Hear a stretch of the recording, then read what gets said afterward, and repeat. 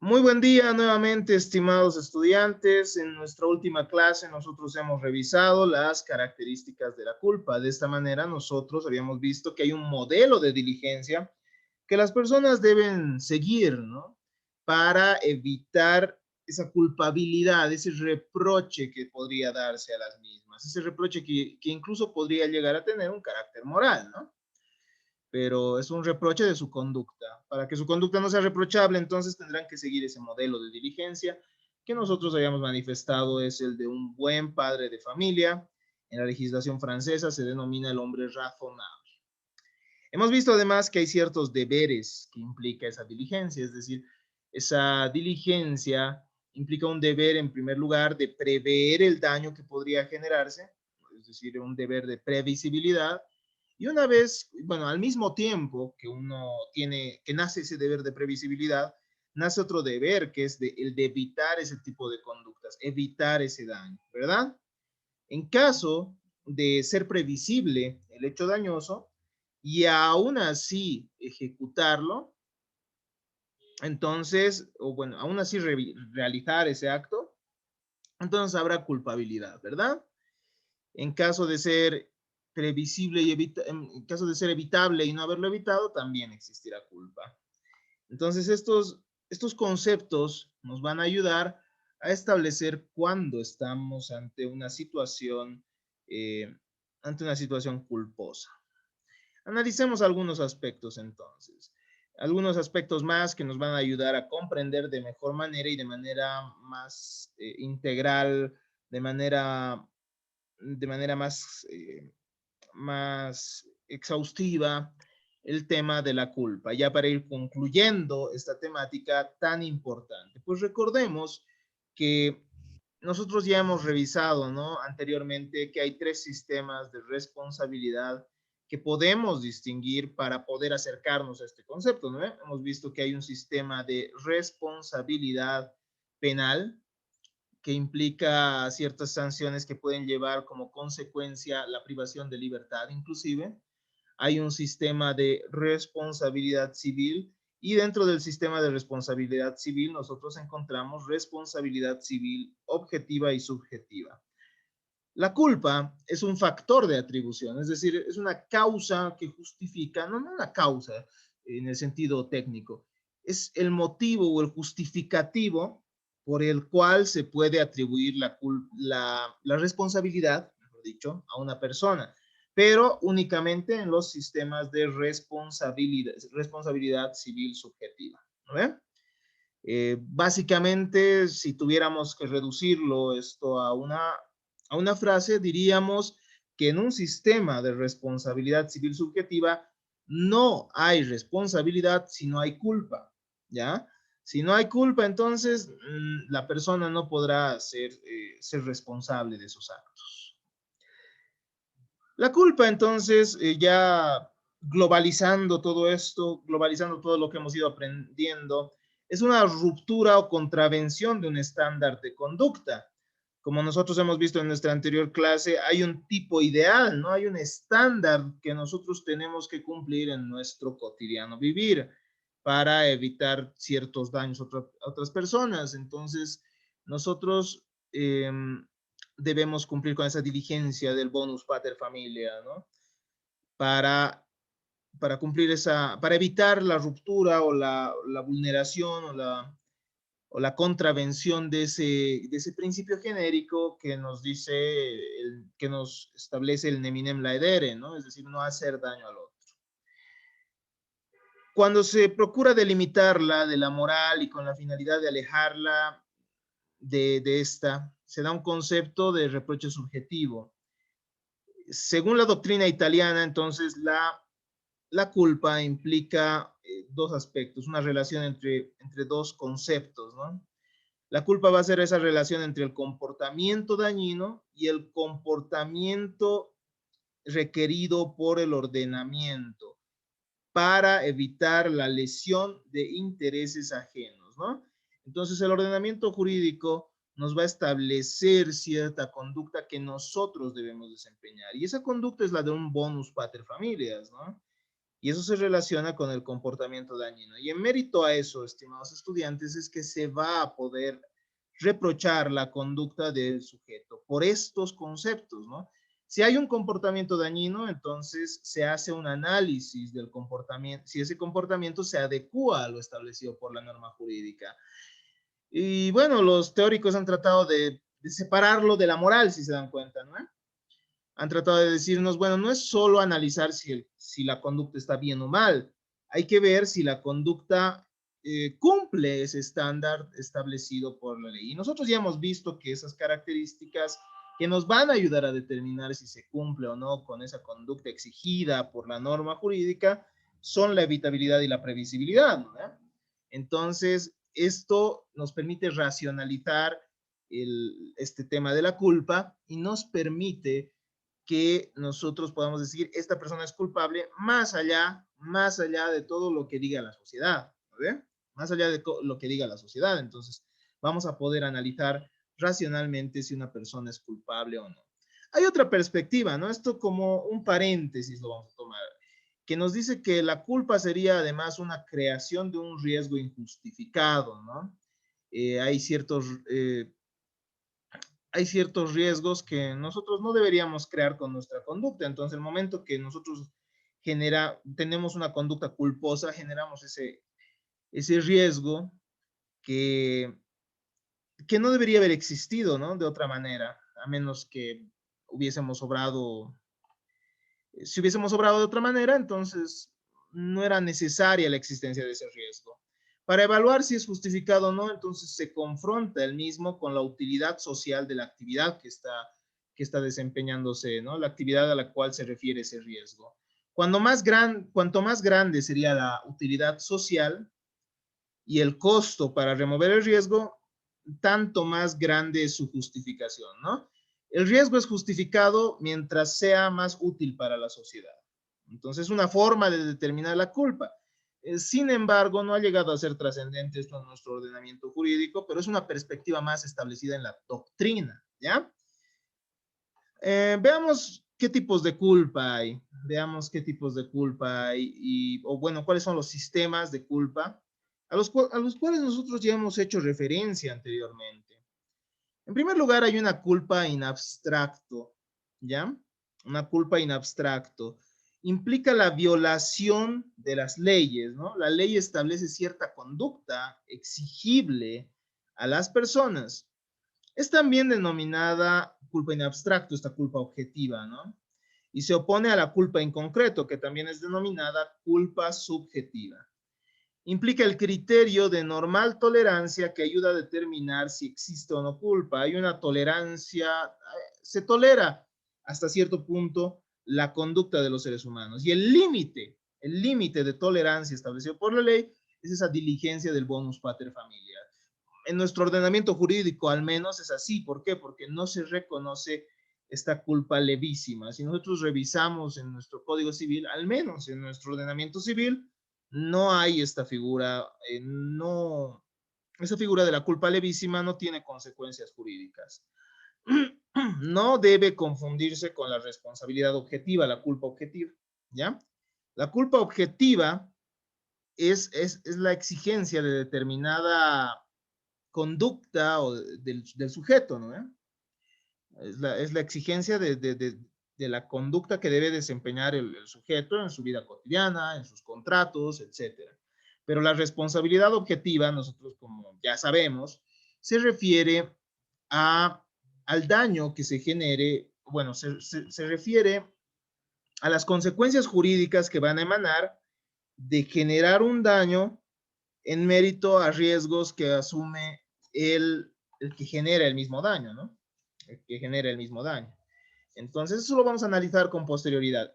En la responsabilidad objetiva no se analiza la conducta del sujeto. En cambio, en la culpa objetiva sí se va a analizar la conducta del sujeto, pero se lo va a analizar comparando con esa conducta que exige la ley, ¿no?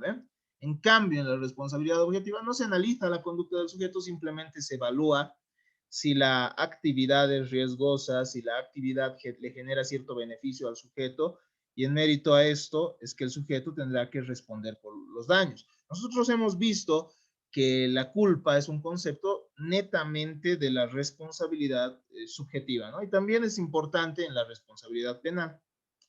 La culpa objetiva se basa entonces en los parámetros establecidos por la ley. La ley nos va a ayudar entonces a establecer cuándo hay culpa. La forma más común mediante la cual la ley nos establece qué conducta debemos desempeñar es al establecer qué tipo de diligencia tenemos que tener. Y nosotros ya hemos visto, ¿no? Que el artículo 302 de nuestro Código Civil establece que debemos, en el cumplimiento de nuestras obligaciones, tener esa diligencia del bonus pater familias, es decir, de una persona común y corriente, de una persona razonable. Responsabilidad objetiva, como decíamos, no es lo mismo que la culpa objetiva. La responsabilidad objetiva exige la responsabilidad del daño del autor sin examinar su conducta. No se establece si es reprochable al mismo, no. No se hace ese análisis que nosotros ya hemos visto de previsibilidad y de evitabilidad en la culpa objetiva. Porque lo que importa más en la responsabilidad objetiva es el daño que se hubiese generado. La culpa objetiva, por otro lado, está determinada por la posibilidad de un obrar distinto, conforme a una persona razonable establecida por ley. Esta es una conducta establecida por ley. La ley, entonces, estimados estudiantes, nos va a ayudar a establecer también cuándo una persona es culpable, además de establecernos esa diligencia, ¿no? Por ejemplo, revisemos el artículo 115 del Código Civil. Nos dice ejercicio de la propiedad en perjuicio de los vecinos.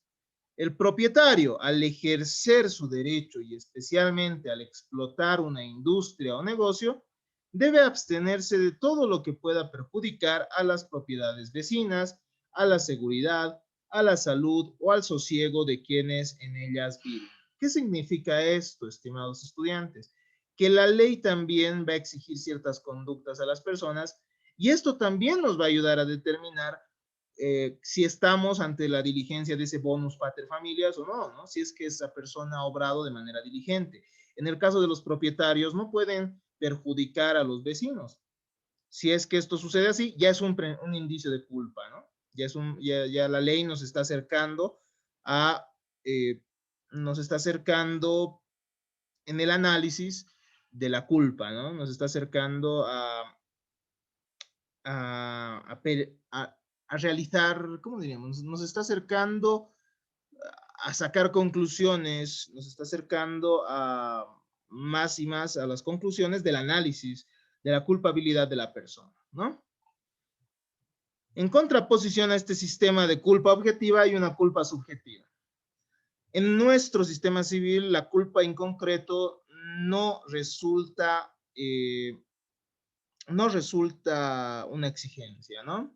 Pero hay sistemas en los cuales se analiza la culpa subjetiva, ¿no? La culpa subjetiva se basa en las características personales de la gente. El comportamiento del portador del hándicap o desventaja será evaluado con referencia al exigible a una persona razonablemente prudente que se encuentre en la misma condición.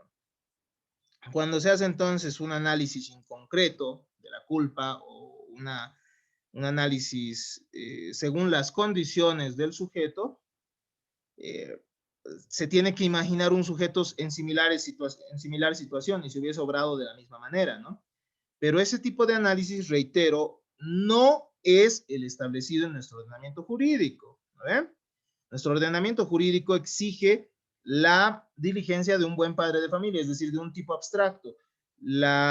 Nuestro Código Civil no nos dice que tenemos que analizar a la persona conforme a cómo desarrolla sus propios negocios. Al menos en la responsabilidad extracontractual, nosotros vamos a ver que la exigencia es esta, ¿no? No hay esa especificación a que tenga que analizarse al sujeto concreto.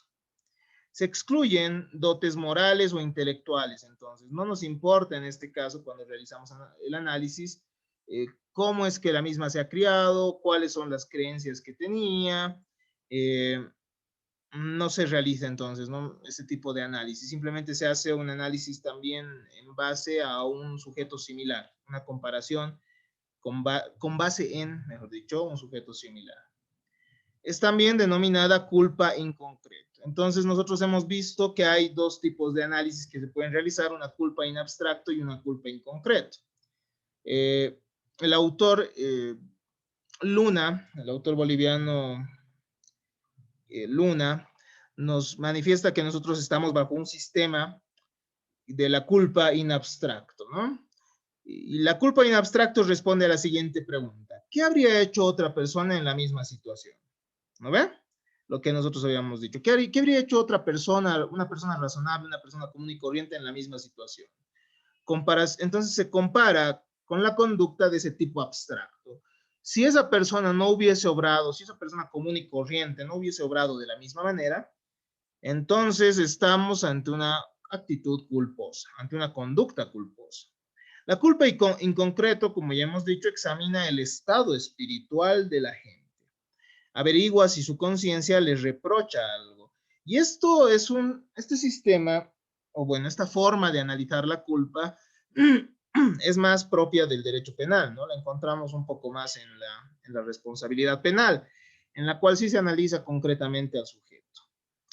Se acercaría un poco más entonces la culpa en concreto a este tipo de responsabilidad. ¿Qué habría hecho otra persona con las mismas desventajas en la misma situación, ¿no? Esa es la pregunta que se realiza, este tipo de análisis. Un ejemplo de la culpa in abstracto nosotros lo encontramos en el artículo 302, que es aplicable a nuestra culpa extracontractual y que nos establece en el cumplimiento de la obligación el deudor debe emplear la diligencia de un buen padre de familia. La culpa, como habíamos dicho, puede ser de diferentes grados, ¿no? La culpa puede ser grave, habíamos dicho, cuando hay una gruesa imprudencia, un grueso incumplimiento a ese deber exigible por la ley. La culpa grave se refiere al no uso de la diligencia propia de la mayoría de los hombres, ¿no? Es una conducta contraria a lo que los hombres hacen normalmente. La culpa leve, que es con la que ya nosotros podemos determinar la responsabilidad de alguien, es el no uso de la diligencia de las personas con capacidad media. ¿No ve? Las personas con capacidad media tienen entonces cierto cuidado con sus negocios, cierto cuidado en su conducta, y en realidad este es el que estaría establecido en nuestro Código Civil, ¿no? La culpa leve es la que determinaría la responsabilidad civil. La culpa leve, si bien no está establecida textualmente en nuestro Código Civil, es aquella que se exige mínimamente en nuestro código para que exista responsabilidad, ¿no ven? Cumplir con los deberes de un buen padre de familia, de un hombre razonable. Entonces, esta podría llegar a determinar la responsabilidad siempre y cuando concurran los otros elementos de la responsabilidad, que son el daño, que son la exigencia de una conducta que puede ser una acción u omisión que genere ese daño, además del nexo de causalidad, ¿no?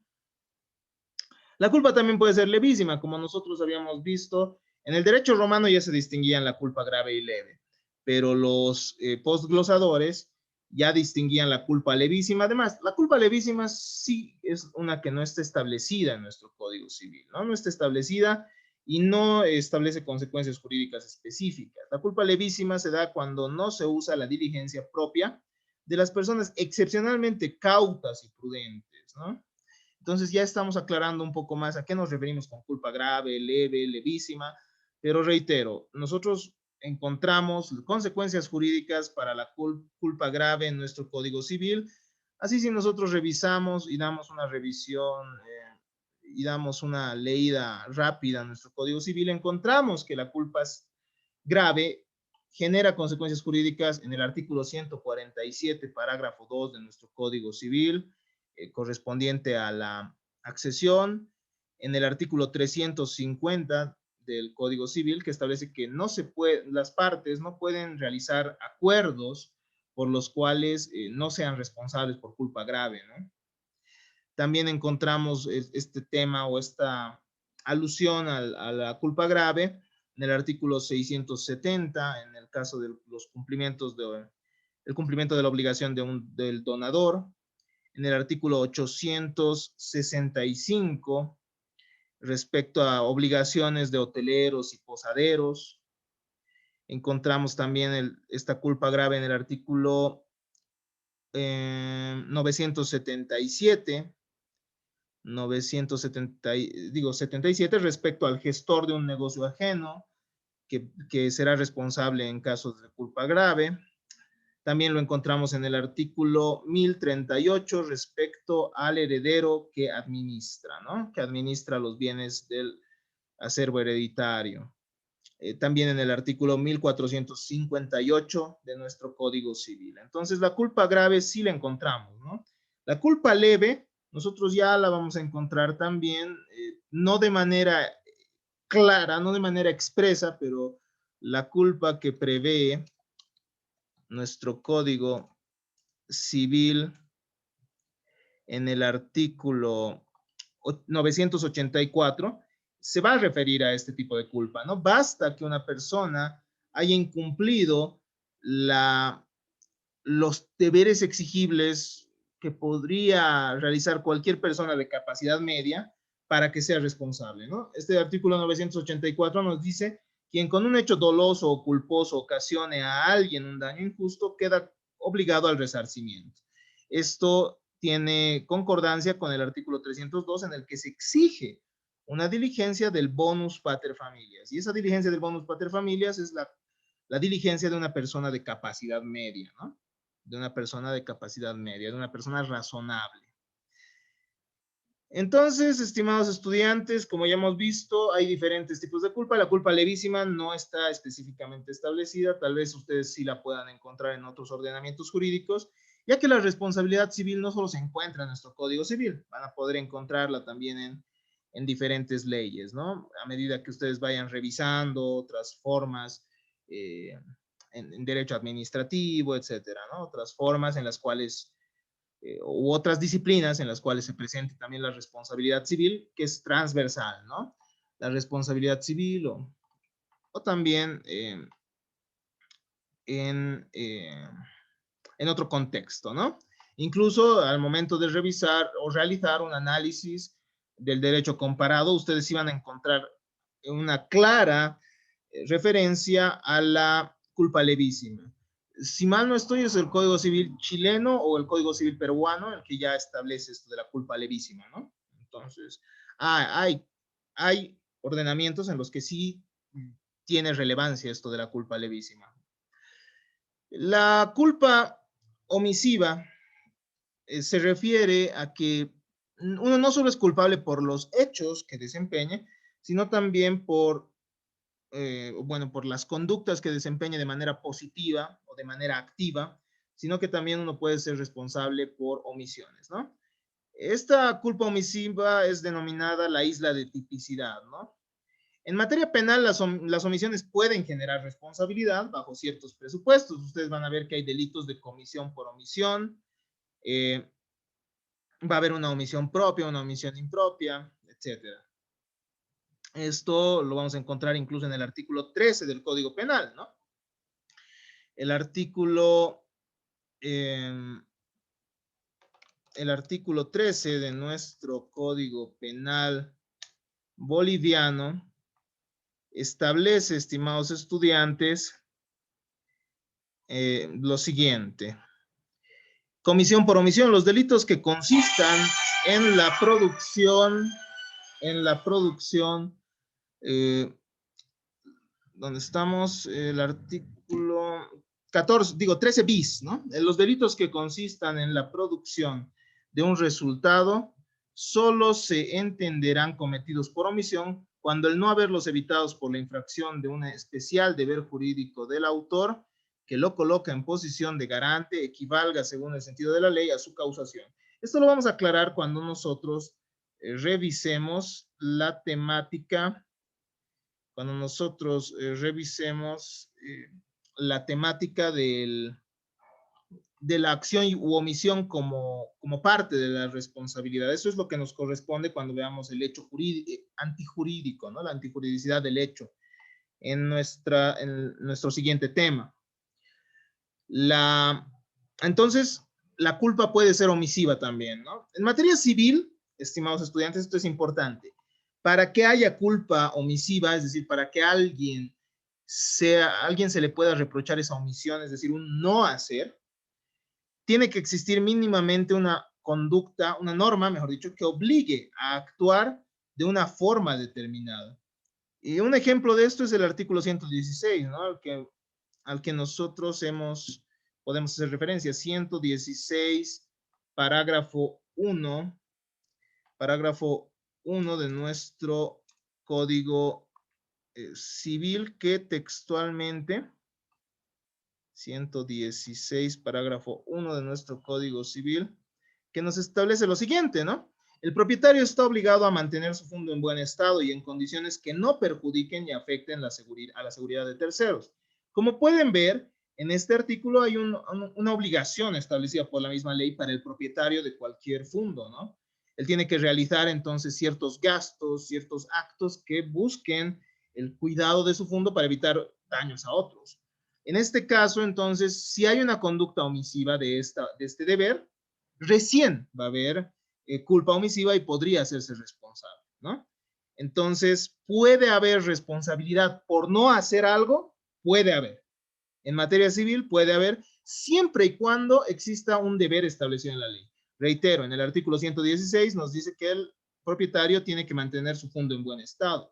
¿Qué significa esto? Que si ha dejado pasar mucho tiempo, por ejemplo, sin desarrollar los gastos los gastos de mantenimiento de un muro, por ejemplo, y luego este cede y genera daños, puede caer sobre un automóvil, etcétera, puede dañar bienes de otra persona, entonces esta persona va a ser responsable, ¿no? Porque ha existido culpa en su obrar. Entonces, estimados estudiantes, hasta acá nosotros hemos podido desarrollar esta temática de la culpa. Espero que haya quedado claro. La culpa, como ya hemos manifestado, es solo uno de los requisitos establecidos por la ley para que, solo uno de los requisitos establecidos por la ley para que una persona sea responsable dentro del sistema de responsabilidad civil subjetiva.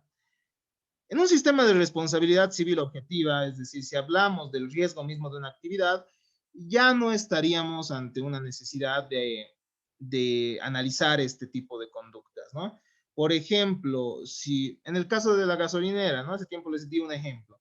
Una gasolinera explota, esto es parte del riesgo mismo de esa actividad. Entonces es una responsabilidad civil objetiva. Es el riesgo mismo el que hace que uno tenga que reparar el daño. No se analiza la culpa. Es decir, no se hace este análisis, ¿no? No se hace este análisis. Hay ciertas actividades entonces que ya implican un riesgo y que ese riesgo, cuando materializa un daño, bueno, va a generar la responsabilidad objetiva. Pero ha quedado en nuestro sistema la responsabilidad subjetiva también. Es decir, podemos atribuir la responsabilidad subjetiva cuando alguien ha obrado de manera culposa. Obrar de manera culposa implica que se le pueda reprochar a esa persona la conducta que ha desempeñado, pero el reproche a esa persona, como se han dado cuenta, no es arbitrario, ¿no? Es decir, uno no puede reprochar la culpa de una persona solo porque así le parezca. Tiene que ser un reproche racional. Entonces se hace un análisis de si esa persona ha cumplido con la diligencia de un buen padre de familia, en primer lugar, y en segundo lugar, se tiene que analizar si ha cumplido con esos deberes de previsibilidad y evitabilidad, ¿no ven? Estamos entonces por eso ante un sistema de culpa objetiva, es decir, de un análisis inabstracto de la culpa. Se hace entonces ese tipo de análisis establecido en nuestro ordenamiento jurídico. Hasta acá entonces nuestra explicación de esta temática.